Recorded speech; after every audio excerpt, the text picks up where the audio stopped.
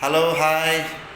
ಎಲ್ಲ ಹುಡುಗಿರಿಗೂ ಒಂದು ಮಾತು, ಹುಡುಗಿರಿಗೆ ಮಾತ್ರ ಈ ಸಲ ನಡೆಯೋ ವ್ಯಾಲೆಂಟೈನ್ಸ್ ಡೇ ದಿನಕ್ಕೆ ಅಂದರೆ ಲವರ್ಸ್ ದಿನಕ್ಕೆ ಪ್ರತಿಯೊಂದು ಹುಡುಗಿನೂ ಕೂಡ, ಪ್ರತಿಯೊಂದು ಹುಡುಗಿ ಅಂದರೆ ಎಲ್ಲ ಹುಡುಗಿರಿಗೂ ಹೇಳೋದಲ್ಲ, ಹುಡುಗಿರಿಗೆ ಏನಾದರೂ ಅಪ್ಪಿತಪ್ಪಿ ಏನಾದರೂ ಈ ವ್ಯಾಲೆಂಟೈನ್ಸ್ ಡೇಗೆ ಬಿಯರ್ ಕುಡಿದ್ರೆ, ಅವರು ಬಿಯರ್ ಕುಡ್ದಾದ್ಮೇಲೆ ಯಾರಾದರೂ ಬಿಯರ್ ಕುಡಿಯೋ ಹುಡುಗಿರು ಅವ್ರಿಗೆ ಲವರ್ಸ್ ಇದ್ದರೆ ಆ ಲವರ್ಸ್ ಹತ್ರ ಹೋಗ್ಬಿಟ್ಟು ಲಿಪ್ ಟು ಲಿಪ್ ಕಿಸ್ ಮಾಡಿದಾಗ ಅವ್ರಿಗೆ ರಕ್ತ ಚಲನೆ ಜಾಸ್ತಿ ಆಗುತ್ತೆ, ಆರೋಗ್ಯವಾಗಿರ್ತಾರೆ. ಇದು ವ್ಯಾಲೆಂಟೈನ್ಸ್ ಡೇ ದಿನ ಲವ್ವರ್ಸ್ಗಳಿಗೆ ಮಾತ್ರ ನಾನು ಹೇಳ್ತಾ ಇರೋದು.